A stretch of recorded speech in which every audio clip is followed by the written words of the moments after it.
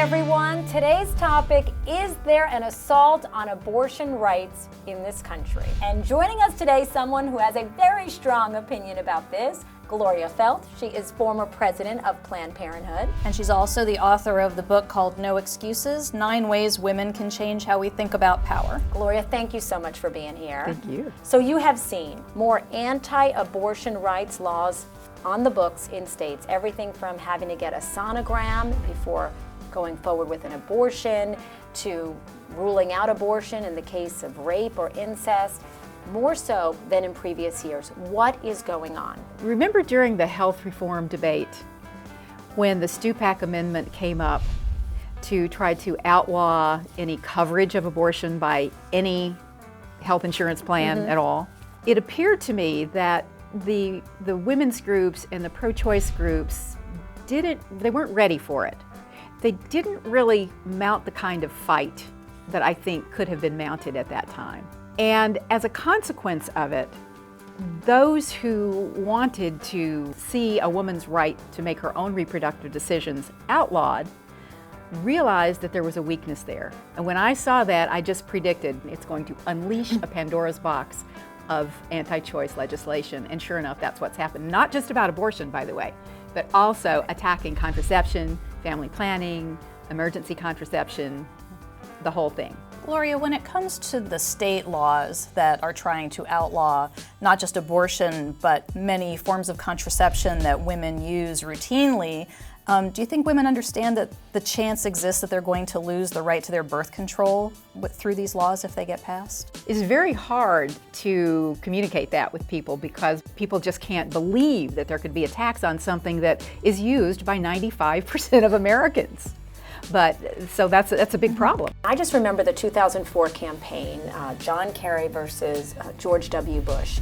Lots of attention, abortion rights supporters trying to galvanize women to vote. And women vote, no question about it, but it didn't seem like they were voting on reproductive rights, that issue doesn't seem to get women to the polls. Do you agree with that, and why? It seems like such a fundamental decision to energize women, but sometimes it doesn't seem like they vote on that issue. I think the answer is probably in your question, and that is that the whole issue gets framed as being about abortion.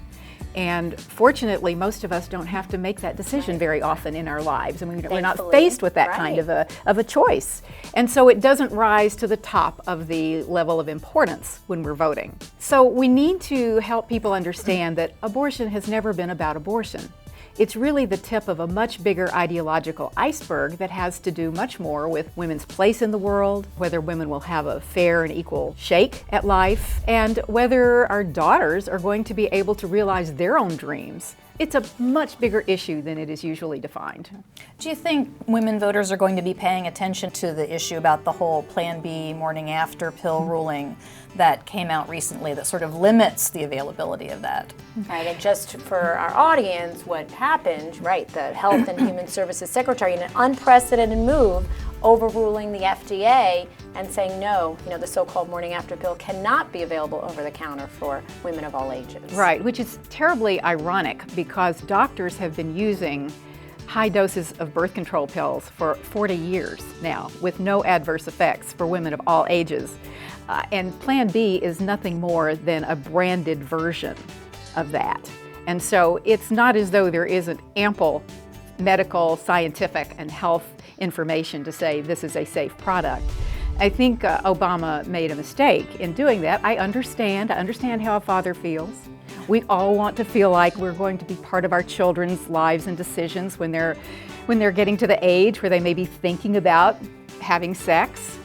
But like every other parent, President Obama is going to have to recognize that his daughters are going to grow up. Final quick point. Are you encouraged, discouraged, or optimistic, pessimistic going into this election year about this whole issue of abortion rights, contraception, family planning? I'm always optimistic, but I think it is up to women to make it happen. We have to make sure that we have to talk to our friends, talk to people in our family, make sure that everybody does understand what's at stake and that it is about so much more than abortion. It is about what you hope and dream for your daughter.